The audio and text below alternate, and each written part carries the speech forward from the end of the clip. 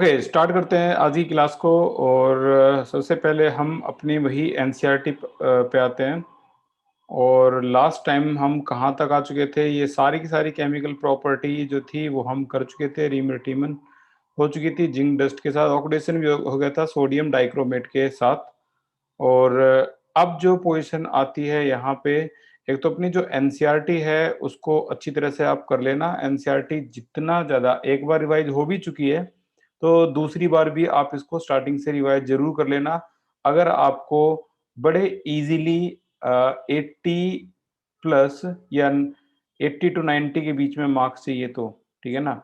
और अगर आप इसके साथ साथ नोट्स और जो रिफ्रेशर है जिसमें एग्जाम आइडिया टुगेदर विद, ठीक है, ये भी करते हो तो भाई फिर तो लेवल 95 से ऊपर जाएगा ही जाएगा। ठीक है, कि कुछ कॉन्सेप्ट होते हैं, कुछ क्वेश्चंस होते हैं जो एनसीईआरटी में नहीं है और वहां पर है। तो एक बात तो साफ है कि एनसीईआरटी जो है वो आपको 90% तक ले जाएगी। अगर आप उससे भी ज्यादा ऊपर जाना चाहते हो तो आपको रिफ्रेशर की जरूरत पड़ेगी पड़ेगी। तो आज की क्लास में हम देखते हैं कि कौन से पोर्शन पे हम आते हैं और जल्दी से चेक करते हैं इन टॉपिक को।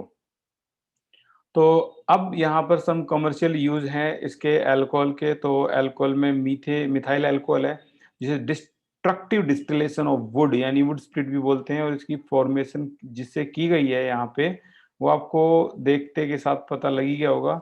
ये आपका है, जस्ट ए मिनट, ये सिन गैस यूज की गई है, CO+H2, इसे सिन गैस बोलते हैं। इसीलिए ये सिंथेसाइज करने के लिए यूज होता है मीथेनॉल, तो इसीलिए इसका नाम रखा गया है सिन गैस। प्रोड्यूसर गैस भी बोल देते हैं, water gas. Producer gas CO+N2 होती है, वाटर गैस ये यही होती है, सिन गैस भी यही होती है। अच्छा, ये बहुत ज्यादा पॉइजनस है। अगर आपने इसको इंजेक्शन ले लिया है स्मॉल क्वांटिटी में भी तो ब्लाइंडनेस या डेथ होती है। ठीक है। और इसका इथेनॉल की बात करें तो इथेनॉल को बनाने की कई सारी प्रोसेस आज हम जो टॉपर नोट है उसमें ही पढ़ेंगे। इन्वर्टेज एक बहुत सिंपल सा प्रोसेस है जिसमें अंगूर यानी ग्रेप्स जो होते हैं उनको बिल्कुल क्रश पीस के फर्मेंटेशन की जाती है, जिससे ग्लूकोज और फ्रक्टोज और फिर ग्लूकोज जो है आपका अब्सेंस ऑफ एयर में जाइमेज की प्रेजेंस में इथाइल अल्कोहल बनाता है। इसको वाइन बोलते हैं। वाइन में 14% 14% अल्कोहल पाया जाता है। ठीक है, तो वाइन जो बनती है वो इसी से बनती है। और इसके बारे में ये बता रखा है कि अगर आप स्मॉल अमाउंट में लेते हो इथेनॉल तो क्या होता है, ज्यादा अमाउंट में लेते हो तो क्या होता है, कुछ ज्यादा ही ले लेते हो तो क्या होता है, और कुछ बहुत ज्यादा ले लेते हो तो क्या होता है। तो मैं इसको थोड़ा सा कैटेगराइज करूंगा अपना। बिल्कुल हायर अमाउंट में जो बिल्कुल अनएजुकेटेड होते हैं वही काम करते हैं। जो एरिया आपको ब्लू कलर का दिखाई दे रहा है वो भाई जिनका सेल्फ कंट्रोल पावर बिल्कुल नहीं है वो ये करते हैं। डीनेचुरेशन ऑफ अल्कोहल के बारे में भी आज हम प्रॉपर नोट में पढ़ेंगे। बहुत अच्छा दिखाया गया है कि इसका नेचर बदलने के लिए इसमें या तो पायरिडीन डाल दो जिससे गंदी सी स्मेल आती है, ठीक है, या फिर इसमें कलर को चेंज करने के लिए आप इसमें कॉपर सल्फेट डाल सकते हो। तो इसे बोलते हैं डीनेचुरेशन ऑफ अल्कोहल। अल्कोहल का जो मिस यूज इंडस्ट्री में वर्कर्स के द्वारा किया जाता है उसको उससे बचाया जा सकता है। तो डीनेचुरेशन ऑफ अल्कोहल इसे बोला जाता है। आगे अगर हम बात करें तो अब हमारी एंट्री हो चुकी है ईथर की अलग दुनिया में। और इस ईथर की जो दुनिया में अगर आप जाओगे तो यहाँ पर कुछ नए रिएजेंट आपको दिखाई देंगे। H2SO4 413 केल्विन पर ये आपका क्या बना रहा है, ईथर बना रहा है। ठीक है। इसकी मैकेनिज्म जो है ये भी आज की क्लास में हम करने वाले हैं। 443 पे तो आपका ये बनाई गई क्या, एल्कीन, लेकिन इससे कम टेम्परेचर पर ये क्या करेगा ये भी आज की क्लास में करने वाले हैं। विलियमसन सिंथेसिस के बारे में मैंने पहले ही ऑफलाइन क्लास में बताया था। बड़ा सिंपल, अल्काइल हैलाइड जो कि होता है CH3Cl, और R-ONA यानी ये दूसरा है आपका अल्कोक्साइड जिसे बोलते हैं सोडियम मिथॉक्साइड, इसे बोलते हैं मिथाइल क्लोराइड। ठीक है। और कई बच्चों ने पढ़ने की स्ट्रेटेजी भी मुझसे पूछी है कि सर कोई ऐसी स्ट्रेटेजी बना दो, तो उसकी एक जो वीडियो है आज या कल मैं आपके पास डाल दूंगा। उसमें सारी स्ट्रेटेजी टैक्टिक्स जितने भी इनोवेशन, किस तरह से आप केमिस्ट्री को नेक्स्ट लेवल पे ले जा सकते हो, बूस्ट कर सकते हो। लिमिटेड टाइम जो कि अब सभी बच्चों के पास है और बेचारे इतने परेशान हैं कि उनको ना सिर्फ 40 डेज मिले हैं कुछ भी करने के लिए, जिसमें से उनको उनके टीचर्स अब परेशान करने लगे हैं प्रैक्टिकल फाइल के लिए, इधर से उधर सारे प्रैक्टिकल भी यहीं आ गया, थ्योरी भी यहीं आ गई, तो थोड़ा घबराहट है। तो उसके लिए वो जो वीडियोज़ है, अभी मैं आज या कल में इसको अपलोड करूँगा, बहुत वैल्यूएबल है। कई सारे सोर्स को इकट्ठा करके एक अ, कमाल की इनोवेटिव वीडियो मैं बनाऊँगा, जिसमें बताएँगे कि आपकी स्टडीज़ किस तरह से होनी चाहिए, टाइमिंग क्या होनी चाहिए और कितने आवर एक डे में इनफ होते हैं, ठीक है? तो वो तो डिस्कस करेंगे इसमें। तो विलियमसन सिंथेसिस जो था वो बड़ा नॉर्मल है, जो आपको यहाँ दिखाई देगा। लेकिन कहानी विलियमसन सिंथेसिस तक ही खत्म नहीं होती, जितना आसान इन्होंने ये दिखा दिया, ये ऐसा इतना आसान नहीं है। इसको करने के लिए विलियमसन सिंथेसिस को और इसके जो रूल्स को समझने के लिए 3 रूल्स हैं, जो हम आज डिस्कस करने वाले हैं, तीनों के तीनों रूल्स। ठीक है?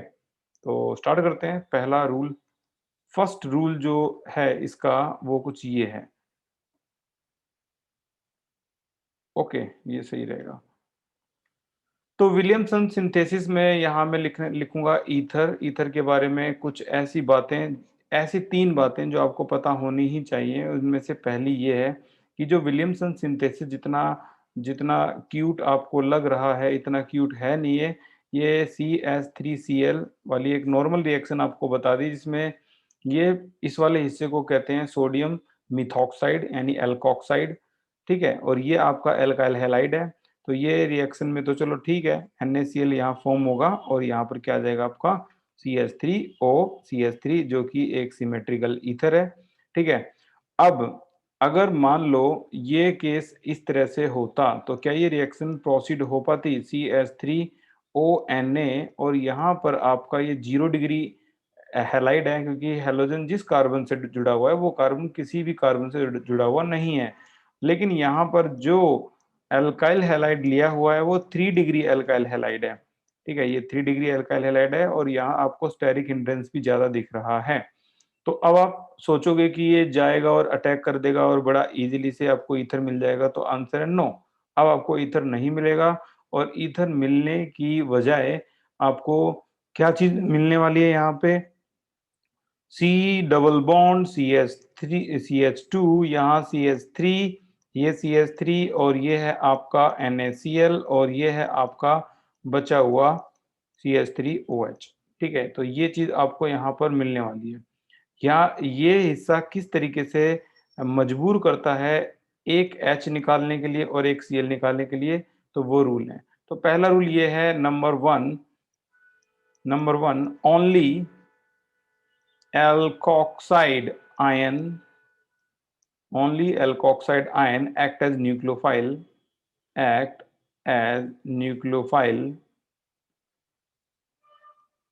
and will attack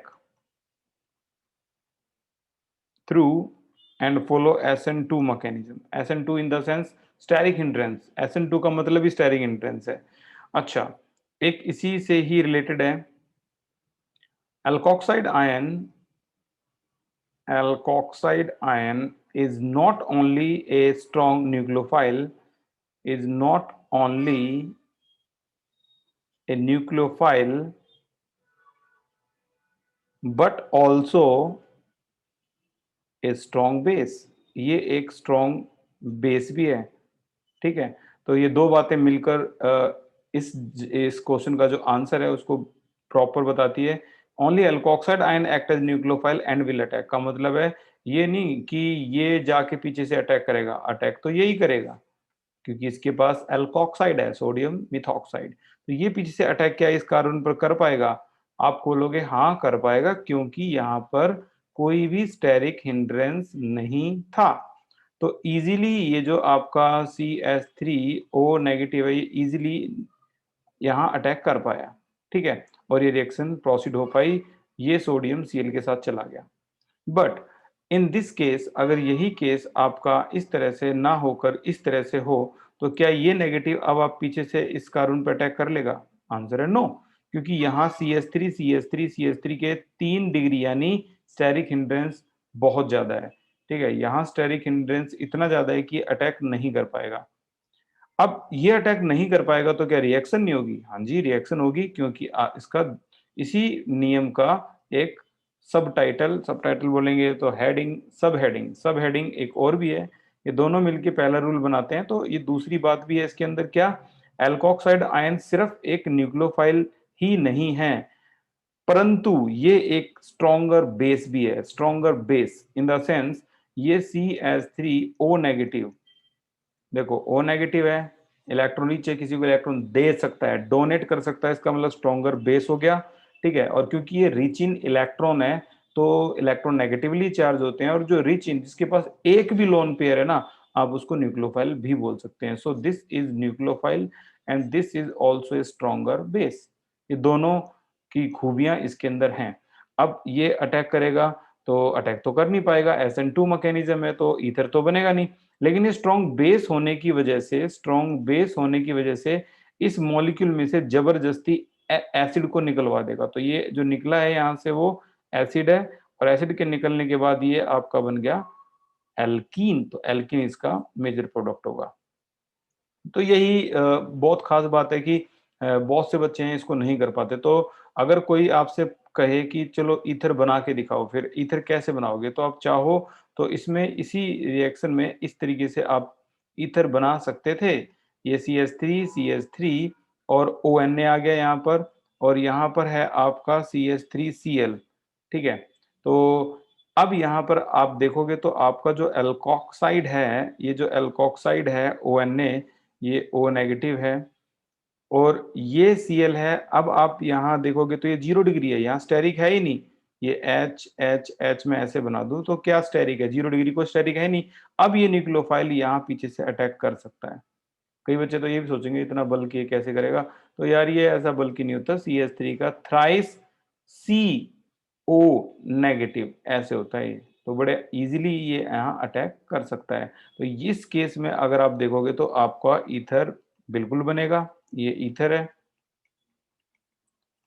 O और CH3। ठीक है, तो ये आपका ईथर तैयार हो गया। तो ये पहला और बहुत इंपॉर्टेंट रूल था। उम्मीद है आपने इस रूल को समझा होगा, और अगर किसी के मन में अभी भी डाउट है इस रूल को लेकर तो आप क्वेश्चन पूछ सकते हो। मैं आगे बढ़ने वाला हूं दूसरे रूल की तरफ।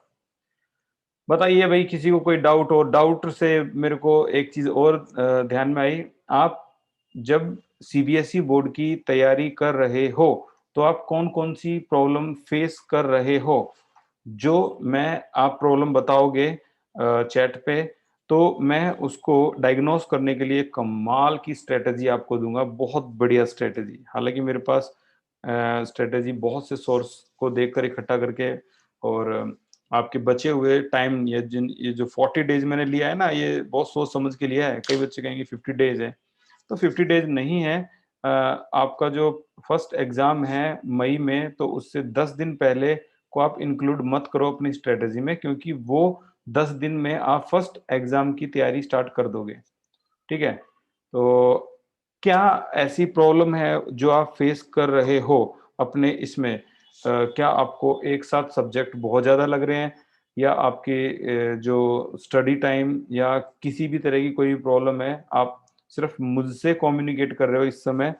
तो आप लिख सकते हो। कोई आपको आपके स्टेटमेंट को कोई पढ़ने वाला नहीं है, ठीक है, वो सिर्फ मैं ही देख रहा हूँ, और मैं किसी के साथ शेयर तो करूंगा नहीं, बस मैं इसमें लिख लूंगा जो कि वीडियो में डायग्नोस करने की कोशिश करूं। बहुत सी अच्छी अच्छी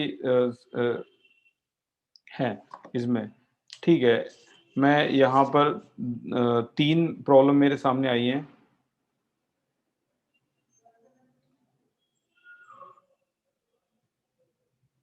ओके, 4 आ गई।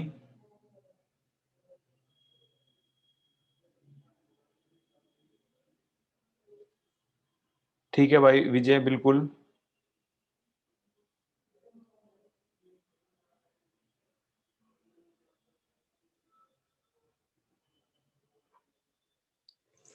ठीक है भाई, मेरे पास 4 जो प्रॉब्लम है वो तो आ गई हैं, और कोई शेयर करना चाहता है तो मैं उसकी प्रॉब्लम नेक्स्ट वीडियो में बिल्कुल डायग्नोस करके उसको बता दूंगा।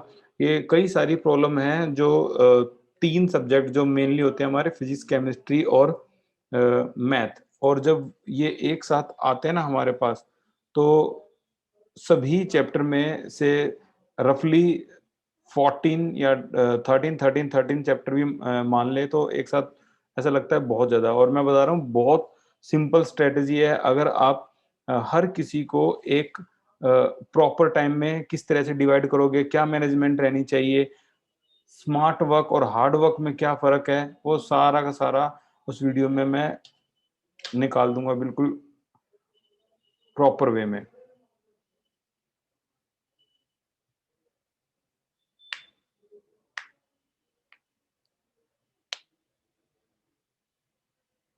ठीक है भाई। 6 मेरे पास प्रॉब्लम आ चुकी हैं, जिनमें से 3 बच्चों ने टाइम मैनेजमेंट को ही दोषी ठहराया है।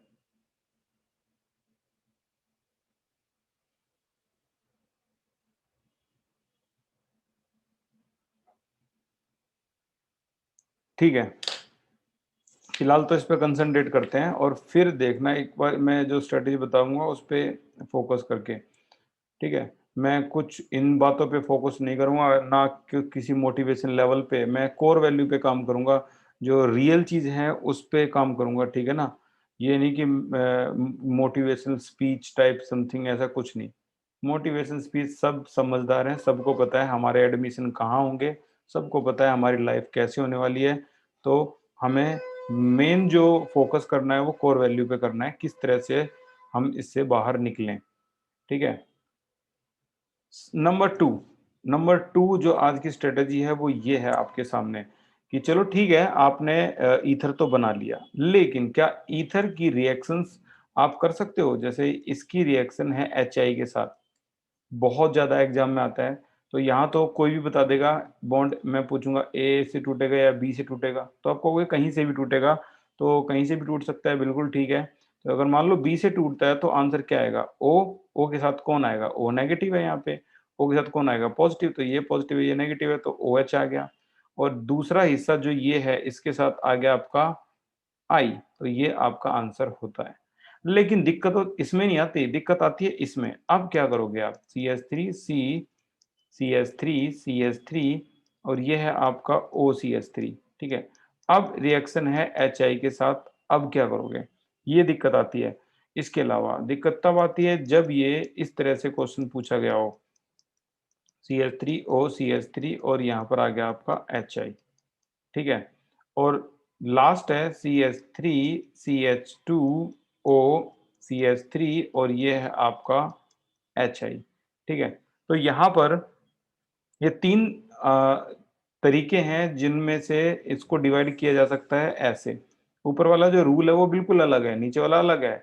देखो, यहाँ पर ये लेफ्ट में कितना डिग्री है, यानी ऑक्सीजन जिस कार्बन पर जुड़ा हुआ है वो कार्बन 3 कार्बन से जुड़ा हुआ है तो 3 डिग्री। राइट वाला क्या है आपका 0 डिग्री, ठीक है ना? क्योंकि ऑक्सीजन जिस कार्बन से जुड़ा हुआ है वो किसी भी कार्बन से जुड़ा हुआ नहीं है। 0 डिग्री इग्नोर, हमें हायर डिग्री पर कंसंट्रेट करना है, जैसे 3 डिग्री है, ठीक है? अच्छा, यहाँ पर अगर मान लो यहाँ देखें तो यहाँ ऑक्सीजन जिस कार्बन पर जुड़ा हुआ है वो 2 कार्बन जुड़ा हुआ है, तो 2 डिग्री 0 डिग्री, क्लियर? ऑक्सीजन जिस कार्बन से जुड़ा हुआ है वो एक ही कार्बन से जुड़ा है, 1 डिग्री 0 डिग्री। तो कुल मिला के अगर 3 डिग्री आपके सामने आ जाए तो आपको क्या फॉलो करना है? आपको फॉलो करना है SN1 को। और अगर आपके सामने आ जाए 2 डिग्री या 1 डिग्री, इन दोनों केसेस में आपको क्या फॉलो करना है? SN2 को, SN2 को, इन दोनों केस में। SN2 क्या होता है? भाई स्टेरिक हिंड्रेंस। SN1 क्या होता है? Formation of carbocation. तो यहाँ पर HI की रिएक्शन आप करोगे तो SN1 को फॉलो करेगा ये, क्यों? क्योंकि 3 डिग्री था। तो SN1 क्या कहता है? बॉन्ड कहाँ से टूटेगा? ए से या बी से? बताइए। चैट सेक्शन में जाके बताइए बॉन्ड कहाँ से टूटेगा? ए से या बी से?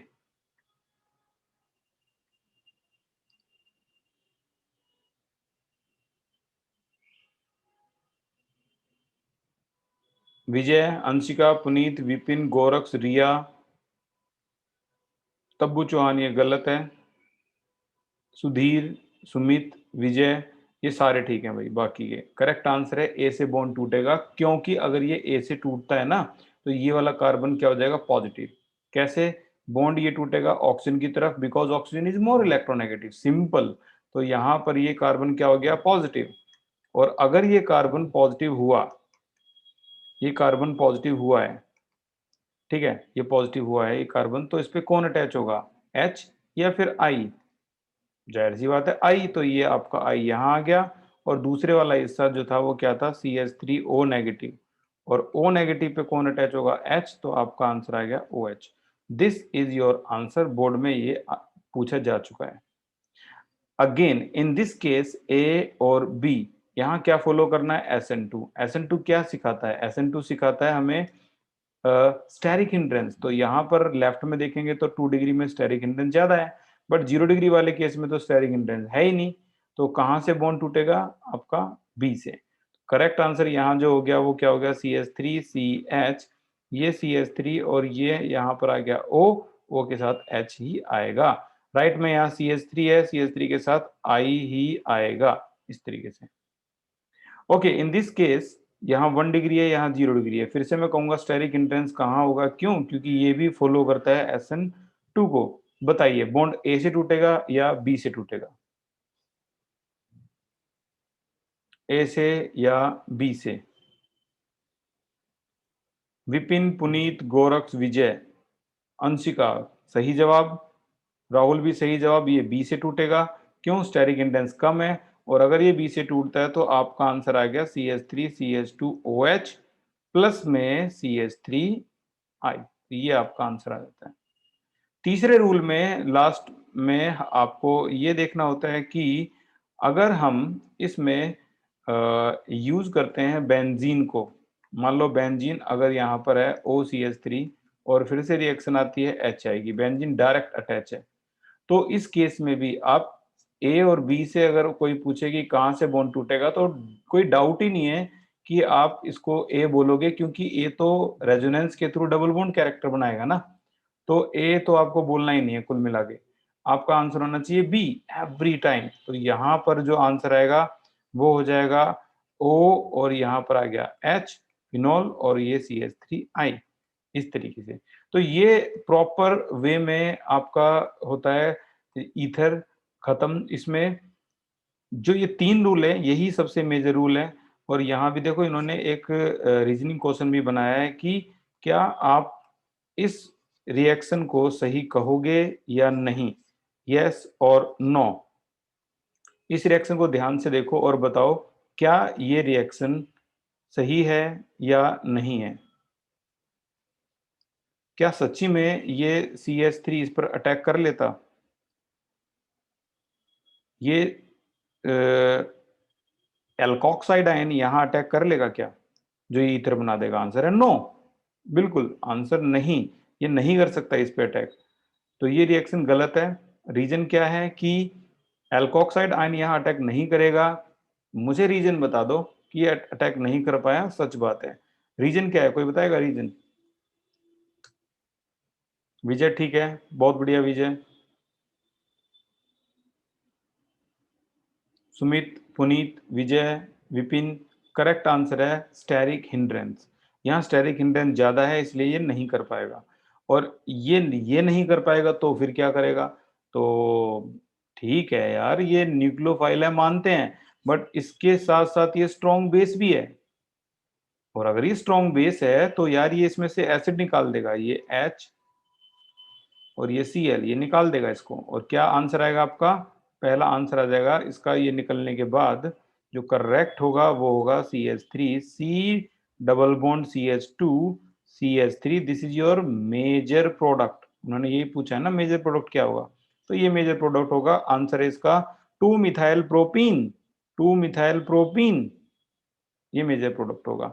अब दूसरा क्वेश्चन कहें कि वो कह रहे हैं कि ऐसी सूटेबल रिएक्शन लिख के दिखाओ जिससे आपका टर्सरी ब्यूटाइल है ना, ये टर्सरी ब्यूटाइल और इथाइल ईथर ये हो जाए, ये बन जाए, ये बन जाए। तो आपको सूटेबल रिएक्शन कौन सी लिखनी है? ठीक है भाई, हम अपना जो एल्कोक्साइड है उसको चेंज कर लेंगे। हम अपने एल्कोक्साइड को क्या बना लेंगे? इस तरीके से 3 डिग्री बना देंगे। और यहाँ स्टेरिक इंडेंस कम करके दूसरे वाले हिस्से को हम हैलाइड बना देंगे। अब ये रिएक्शन हो सकती है और ईथर फॉर्म हो सकता है। तो ये ईथर की ये रिएक्शन थी इंपॉर्टेंट, ये तो मैंने बता ही दिया। ठीक है। फिजिकल प्रॉपर्टी की बात करें तो मैं फिर वही बात बोल रहा हूँ भाई, ईथर ईथर आपस में कौन सी बॉन्डिंग फॉर्म करता है भी कोई बता सकता है? ईथर ईथर आपस में कौन सी बॉन्डिंग फॉर्म कर सकता है? बहुत बढ़िया पुनीत। विजय ये गलत है भाई। वीक डायपोल डायपोल सही आंसर है, वीक डायपोल डायपोल विपिन ठीक था। अब मैं क्वेश्चन कर रहा हूं, ईथर और पानी H2O आपस में कौन सी बॉन्डिंग फॉर्म कर सकता है? बताओ भाई। ईथर और पानी आपस में, बहुत बढ़िया विपिन। पुनीत, गोरक्स, रिया, ये बिल्कुल ठीक है। ईथर आपस में वीक डायपोल डायपोल शो करेगा, या मैं अगर ऊपर लिख दूं सबकॉन्शियस माइंड में अगर आपका रह जाए तो वीक डायपोल डायपोल, और यहाँ ये फॉर्म करेगा पानी के साथ हाइड्रोजन बॉन्डिंग। ठीक है, ये ईथर की सबसे इंटरेस्टिंग चीज है, सबसे इंटरेस्टिंग बता रहा हूं मैं। ये देखो हाइड्रोजन बॉन्डिंग फॉर्म कर रहा है ईथर पानी के साथ, और ये भी बता रहा है कि ये 7.5 ग्राम 100 ml पानी में घुल जाता है, और ये 9 ग्राम घुलता है दूसरा जो है आपका ब्यूटेनॉल, जो कि अल्कोहल है। क्लीवेज जो बॉन्ड है आपके, ये हमने अच्छी तरह से आज की क्लास में सीख लिए हैं, क्लीवेज बॉन्डिंग। ठीक है, कैसे कैसे क्लीवेज होनी है और क्यों होनी है, इसमें HI डालेंगे तो ये यहीं से क्यों हुई, ये सारे के सारे आपने आज की क्लास में सीख लिए हैं। ठीक है, ये भी सारे के सारे हमने सीख लिया। HI के साथ ये यहाँ से टूटेगा, क्यों? ये SN1 को फॉलो करेगा, तो SN1 SN2 को कैसे कैसे फॉलो करेंगे, ये सब आपने सीख लिया है। और अगर आपने सीख लिया है तो बताइए इसका आंसर क्या होगा, ये देखना इंटरेस्टिंग होगा। क्या कोई बच्चा बता सकता है? HI मैं यहाँ से डाल दूं इस वाली रिएक्शन में तो बॉन्ड आप कहाँ से तोड़ोगे, ए या बी? बताइए भाई, ए या बी? पुनीत गुप्ता, बहुत बढ़िया पुनीत, ये ठीक है। विजय ठीक है, गोरक्ष ठीक है, राहुल ठीक है, अंशिका गलत है। अंशिका ऐसे कैसे हो सकता है अंशिका? मयूर गलत है भाई साहब। रिया ठीक है, सुधीर ठीक है। ऐसा मत करो यार, अब एग्जाम आने वाले हैं और अब आप ऐसे करोगे तो ठीक नहीं है। ए जो है ये करेक्ट आंसर है, वो जो डायरेक्ट रिंग से अटैच है वो तो डबल बॉन्ड कैरेक्टर दिखाएगा, टूट ही नहीं सकता, तो करेक्ट आंसर ए था। ठीक है, ये देखो ए से तोड़ दिया इन्होंने। तो ये हो गया हमारा इलेक्ट्रोफिलिक सब्स्टिट्यूशन। रिएक्शन की बात करें तो इलेक्ट्रोफिलिक सब्स्टिट्यूशन में ये देखो हेलोजिनेशन, नाइट्रेशन, ये जो भी करेगा ऑर्थोपैरा, जो भी करेगा ऑर्थोपैरा। ये देखो ortho para, acetylation ortho para, nitration ortho para, everything is ortho para. और आज की ही क्लास में मैंने बच्चों को बताया था इन तीन बहुत पॉपुलर रिएजेंट को याद कर लेना भाई। ये देखो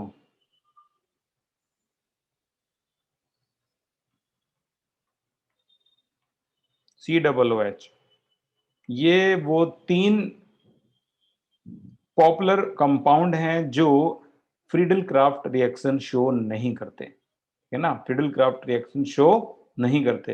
इनको मैंने आज क्लास में क्या बनाया था, ABP news. A mean anisole, B mean benzoic acid, और पी मीन फिनोल। ये तीन ऐसे हैं जो फ्रीडल क्राफ्ट रिएक्शन शो नहीं करते। ठीक है, रीजन क्या है? एनहाइडस AlCl3 जो कि लेविस एसिड है, और ये जन्मजात लेविस बेस है। इसके पास भी इलेक्ट्रॉन है, ये भी बेस की तरह से उस AlCl3 से कंबाइन होकर क्या बना देता है? सॉल्ट। ये भी सॉल्ट, और इसका भी एक रीजन जो है वो सॉल्ट है। तो ये सभी के सभी की भी एक वीडियो में डालूंगा, उसमें मैं बताऊंगा कि फ्रीडल क्राफ्ट रिएक्शन इन तीनों में से, तीनों ही आए हुए हैं। Phenol does not show Friedel craft reaction explain, aniline does not show Friedel craft reaction explain, benzoic acid तो कई बार आया है, does not show Friedel craft reaction why. तो तीनों के अप्रोप्रिएट जो रीजन है वो मैं आपको बताऊंगा। ये तो एसिटानिलाइड फॉर्म करता है, उसके साथ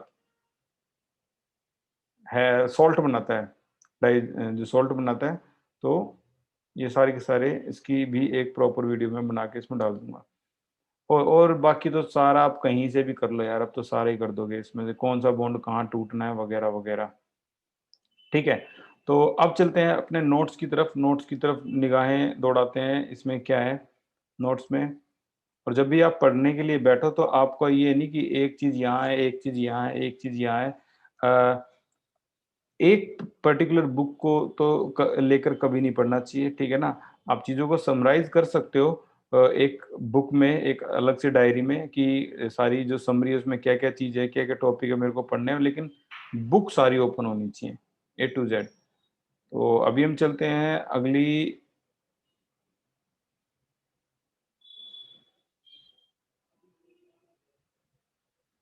ये रिएक्शन है, ये आपकी जो मैकेनिज़्म है, तीसरी मैकेनिज़्म है, 2 तो हम कर चुके थे। तो इसमें right the preparation of the ethoxy ethane from the ethanol. तो ये इथेनॉल है, ये आपका इथेनॉल।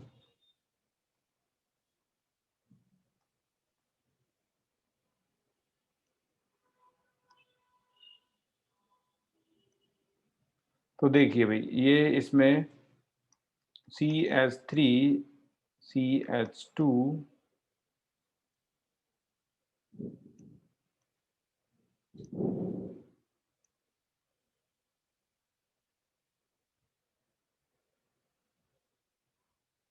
Propanol NCRT ethanol.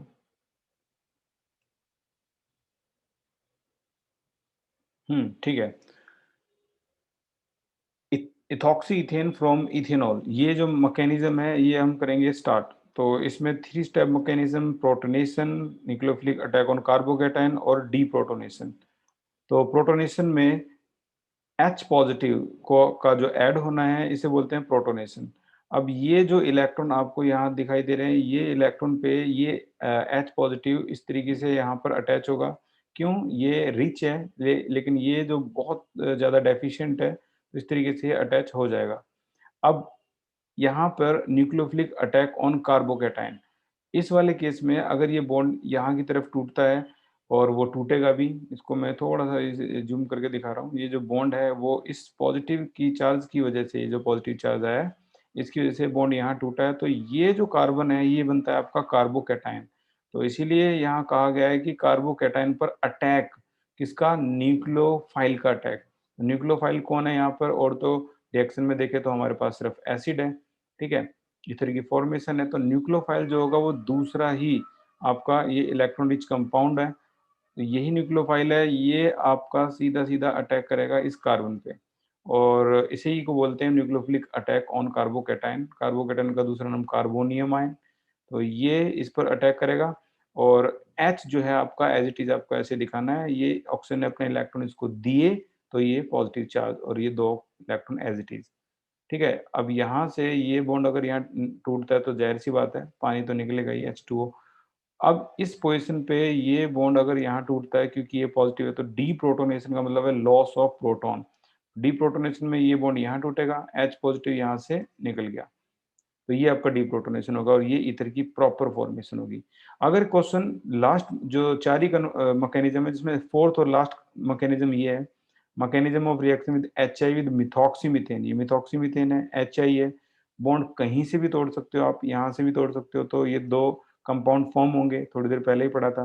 लेकिन अगर ये दोनों इक्विमोलर अमाउंट में ले लिए जाएँ, तो यहाँ पर जो इलेक्ट्रॉन है आपका, अब देखो ये बॉन्ड जो है इन्होंने बॉन्डिंग पोज़ीशन अच्छी नहीं दिखाई है, ये बॉन्डिंग पोज़ीशन होनी चाहिए। अब H पॉज़िटिव है, ये पॉज़िटिव इलेक्ट्रॉन पर अटैक करेगा और इस तरीके से फ़ॉर्म होगा और I नेगेटिव आपका यहाँ निकल गया, ये अटैक हो गया नॉर्मल। अब इसमें से ये I नेगेटिव दोबारा अगर आए तो ये ऑक्सीजन पे पॉज़िटिव चार्ज है तो यहाँ बॉन्ड टूटेगा। ये I नेगेटिव अब CH3 पे अटैक करेगा तो ये आ गया CH3I और ये आपका बना अल्कोहल, ठीक है? अब अगर हमने HI एक्सेस में ले रखा है यहाँ पे तो इस केस में ये 2 इलेक्ट्रॉन हैं और ये बॉन्ड फिर से यहाँ टूटेगा। अब H जो है वो दोबारा से इस इलेक्ट्रॉन पे अटैक करेगा और ये H जो है वो I के साथ, तो अभी तो नहीं लेकिन पहले स्टेप दूसरे स्टेप में यहाँ तो सिर्फ H दिखा रखा है, ठीक है? I नेगेटिव यहाँ आ गया। अब यहाँ पर ये बॉन्ड यहाँ टूटा, पानी निकल गया, I नेगेटिव कहाँ अटैच करेगा? यहाँ पे CH3I। तो अगर आपने HI एक्सेस में ले रखा है तो वो दोनों को CH3I बना देगा, ठीक है ना? जो आप 2 CH3 देख पा रहे हो यहाँ पर 2 CH3 वो दोनों को CH3I बना देगा, ठीक है। अगर इक्विमोलर ले रखा है तो सिर्फ एक को ही बना पाएगा CH3I वो, इस तरीके से। फाइनली हम यहाँ पर आ गए हैं, लास्ट पोर्शन हमारा रहता है, ये जो टॉपर नोट है, प्रिपरेशन ऑफ अल्कोहल। यहाँ पर अल्कोहल की जितनी भी प्रिपरेशन है, जितनी भी डिटेल है, वो सारी की सारी जो है हम देखेंगे। एक तो ग्रिग्नार्ड रिएजेंट, ग्रिग्नार्ड रिएजेंट की जो 5 रिएक्शन थी, उम्मीद है आपको याद होगी। फॉर्मल्डिहाइड, एसिटल्डिहाइड, या फिर बोल सकते हो अदर एल्डिहाइड, ठीक है। तीसरी थी आपकी कीटोन पे अटैक ग्रिग्नार्ड का, और फोर्थ थी आपकी जो ग्रिग्नार्ड है वो नाइट्राइल पे क्या एक्शन होगा उसका, ठीक है। और जो फिफ्थ थी आपकी वो थी CO2 पे ग्रिग्नार्ड का अटैक। तो यहाँ पर वही चीज दिखाई गई है कार्बोनाइल कंपाउंड में।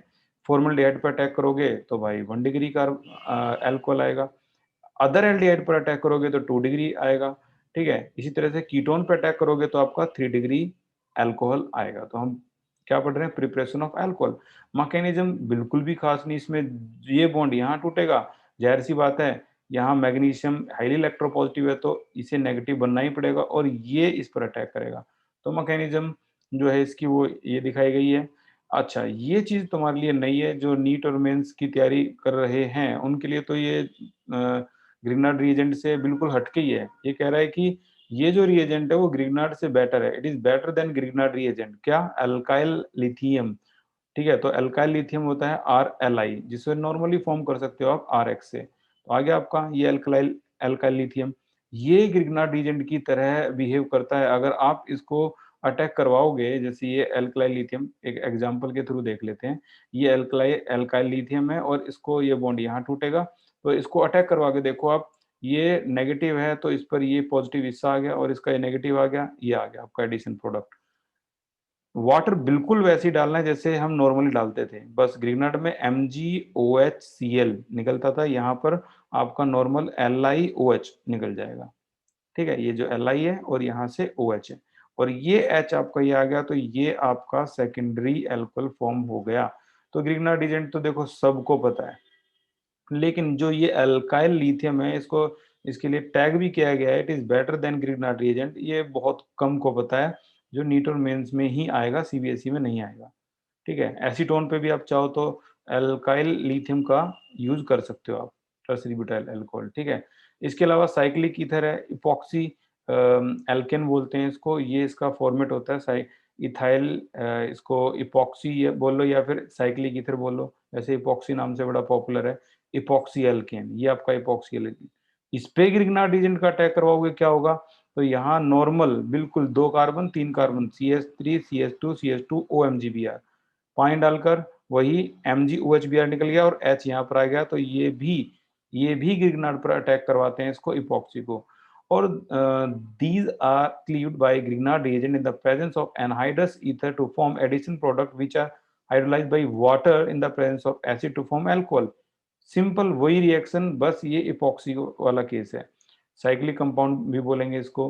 और एस्टर की बात करें तो एस्टर का तो देखो रिडक्शन पहले भी है और अभी भी है। नहीं, इपॉक्सी वाला भी विजय इसमें नहीं है, CBSE में इपॉक्सी भी नहीं है।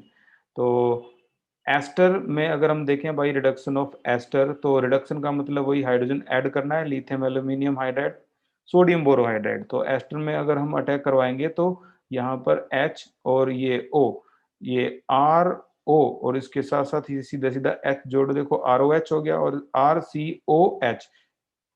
ये देखो, अगर मैं यहाँ टोटल हाइड्रोजन कितने ऐड हुए हैं तो मैं 4 हाइड्रोजन बोलूंगा, जहाँ पर 1 हाइड्रोजन यहाँ पे है और 3 हाइड्रोजन में से 2 हाइड्रोजन यहाँ है, 1 हाइड्रोजन यहाँ है, ठीक है। 2 हाइड्रोजन यहाँ, 1 हाइड्रोजन यहाँ, ये आपके दोनों एल्कोहल फॉर्म हुए हैं। अच्छा, कोई बताएगा मुझे, अगर मैं अटैक करवाऊं कीटोन, किसी भी कीटोन पे ऑक्सीडेशन करवाऊं तो क्या आंसर फॉर्म होगा? सोच समझ के भाई, देखो कीटोन का रिडक्शन तो दुनिया कर देगी, कीटोन का ऑक्सीडेशन बताओ, इसका आंसर क्या होगा? कीटोन का ऑक्सीडेशन। बहुत बढ़िया विपिन, पुनीत करेक्ट है, गोरख करेक्ट है, क्या बात है गोरख, बहुत बढ़िया। गोरख कौशिक भाई बिल्कुल ठीक है, विजय करेक्ट है। बहुत बढ़िया भाई, ये इसका आंसर है कार्बोक्सिलिक एसिड। दोनों कार्बोक्सिलिक एसिड होंगे। आप यहाँ तो चलो ठीक है, बॉन्ड कहीं से भी तोड़ सकते हो, बट इन दिस केस आपको थोड़ा सोचना पड़ेगा बॉन्ड कहाँ से टूटेगा। तो बताओ, ए से या बी से? करेक्ट आंसर, ए से या बी से बॉन्ड कहाँ से टूटेगा? विपिन करेक्ट है, फिर से पुनीत करेक्ट है। बहुत बढ़िया विपुनित गुप्ता, बिल्कुल ठीक है ये। गोरक्स ठीक है, गोरक्स भी पूरा टफ कंपटीशन देता हुआ भाई, सही है। ए से करेक्ट आंसर है, और रीजन ये है कि जहां लेंथी चेन है सेट-जेफ रूल की तरह, वहीं से ये टूट जाएगा। अच्छा, इस केस में भी देखो, ये तो रिडक्शन है, ये बहुत आसान है इसके कंपैरिजन में। जो आपने अभी बताया, इसके कंपैरिजन में तो ये बहुत आसान है। 4 हाइड्रोजन ऐड करके देख लो, जिसमें से 3 2 यहाँ ऐड हो गए, 1 यहाँ ऐड हो गया अल्कोहल, और दूसरे वाला भी O के साथ 1 H यहाँ हो गया, तो ये अल्कोहल, तो दोनों अल्कोहल। कुल मिला के आपने सीखा है कि एस्टर का रिडक्शन करने पर अल्कोहल मिलता है, और हम पढ़ भी क्या रहे हैं, preparation of alcohol by the action of Grignard reagent. तो ग्रिग्नार्ड रिएजेंट का भी आप अटैक करोगे एस्टर पे, एस्टर पे बोल रहा हूँ मैं। अब एस्टर पे ग्रिग्नार्ड का अटैक है ही नहीं आपके सीबीएसई में, ठीक है। आपके सीबीएसई में 5 ही अटैक हैं जो मैंने अभी बताए। Aldehyde, other aldehyde, formaldehyde, other than formaldehyde, और आपका क्या था, CO2, CN, और कीटोन। बस ये 5 हैं, इसके अलावा और कोई नहीं है। ऑक्सीमर्क्यूरेशन, डीमर्क्यूरेशन, इसे OMDM भी बोलते हैं। Oxymercuration, demercuration, OMDM। तो इसमें आपका सिंपल बिल्कुल पानी का वैसे ही ऐड करना है जैसा हमने मार्कोनिकोव में पढ़ा था। आपको याद होगा, अगर मैं नॉर्मल रिएक्शन लिख दूं यहाँ पर, CH डबल बॉन्ड CH2, और यहाँ मैं H2 को लिखूं मार्कोनिकोव रूल, तो यहाँ पर HOH बिल्कुल वैसे ही अटैच होगा जैसे मार्कोनिकोव के हिसाब से HBr होता था। तो ये हो गया। अब ऑक्सीमर्क्यूरेशन, डीमर्क्यूरेशन में यही काम होता है, यही काम, बस आपके जो रिएजेंट है वो चेंज हो जाते हैं। इसमें रिएजेंट जो इस्तेमाल होते हैं उसमें एक तो है मर्क्यूरिक एसीटेट, ठीक है, और फॉलोड बाय आपका सोडियम बोरोहाइड्राइड, ठीक है। इन दोनों रिएजेंट की प्रेजेंट में पानी का ऐड होना ही कहलाता है ऑक्सीमर्क्यूरेशन, डीमर्क्यूरेशन। अगर इसकी मैकेनिज्म आपको चाहिए, हालांकि ऑक्सीमर्क्यूरेशन, डीमर्क्यूरेशन भी सीबीएसई में नहीं है, और इसकी मैकेनिज्म जो है वो मोस्टली फर्स्ट ईयर में करते हैं, तो इसको वहीं पढ़ा जाता है। अगला है हाइड्रोबोरेशन ऑक्सीडेशन, ये तो सभी को पता ही है, कह रहे तो 1 डिग्री अल्कोहल के लिए है, ये आपके सीबीएसई में है, ठीक है। Hydroboration oxidation anti Markovnikov rule की तरह 1 डिग्री अल्कोहल फॉर्म करता है। लास्ट आपका कार्बोहाइड्रेट, कार्बोहाइड्रेट में आपका शुगर जो है सुक्रोज है। इसमें अभी थोड़ी देर पहले बताया था मैंने, अंगूर की शराब जो फर्मेंटेशन से बनाते हैं, तो वो इसी का एग्जाम्पल है। सुक्रोज जो कि इन्वर्टेज एंजाइम की प्रेजेंस में ग्लूकोज फ्रक्टोज में टूटेगा, और यही फ्रक्टोज या ग्लूकोज जाइमेज की प्रेजेंस में एब्सेंस ऑफ एयर में इथाइल अल्कोहल फॉर्म करेगा, ठीक है। तो ये इथाइल अल्कोहल है। और जो वाइन होती है, वाइन में बताया गया है कितना है percentage, percentage of alcohol present is 14%, 14% पाया जाता है वाइन के अंदर, ठीक है। तो ये वही है, शुगर ग्रेप्स जो बताया गया है, ये बिल्कुल वही चीज है जो अभी अभी हमने एनसीईआरटी में भी पढ़ी थी, ठीक है। वाटर गैस, वाटर गैस जो है ये आपका 11th क्लास चैप्टर नंबर 9 में हमने पढ़ा था। कॉक और स्टीम ये बनाएगा आपका वाटर गैस। दूसरा नाम क्या है, सिंथेसिस गैस, ठीक है। और इसी वाटर गैस में अगर आप इक्विमोलर अमाउंट में H2 ऐड करोगे, तो ये आपका मीथेनॉल आ गया। मीथेनॉल सिंथेसाइज करने की वजह से ही वाटर गैस को सिंथेसिस गैस कहा जाता है, ठीक है। तो ये थे आपके यहाँ तक के आज के क्वेश्चन। और अगर इसकी प्रैक्टिस की बात करोगे तो भाई देखो, ये आपका सारा एनसीईआरटी में है। 1 phenyl ethanol from suitable alkene, तो सूटेबल एल्कीन, और ये है आपका 1 phenyl ethanol, CH2CH, 1 phenyl ethanol, ये आ गया ना, ठीक है। अब सूटेबल एल्किन कौन सी ऐसी लोगे जो इससे ये फॉर्म करे, तो भाई वो सूटेबल एल्किन यही है, CH डबल बॉन्ड CH2। बताइए इसमें ऐसा क्या डालोगे जो ये आपका OH यहाँ पर आए, वही हाइड्रेशन, ठीक है। तो नॉर्मल हाइड्रेशन कर दो, और मार्कोनी के हिसाब से आपका यही आंसर आ जाएगा। ये सारी एनसीईआरटी की है, ये सारी रिएक्शन एनसीईआरटी की है, सारी की सारी रिएक्शन जो अभी अभी थोड़ी देर पहले मैंने बताई थी वही एनसीईआरटी। और लास्ट क्वेश्चन ये है, ये कन्वर्जन में से, इन 4 कन्वर्जन में से एक कन्वर्जन मोस्टली आप देखना, लास्ट ईयर के पेपर उठाओ और देखो एक बार कि ये कन्वर्जन में से कितनी बार लास्ट ईयर में ये आई हुई है। कुछ ना कुछ इसमें से आता ही है, तो इसको ज़रूर देख लेना भाई। किसी को कोई डाउट हो मेरे पास व्हाट्सएप मैसेज करो, मैं कल की क्लास में इसको रिपीट करवाऊँगा, ठीक है? तो उम्मीद है ये समझ में आया होगा।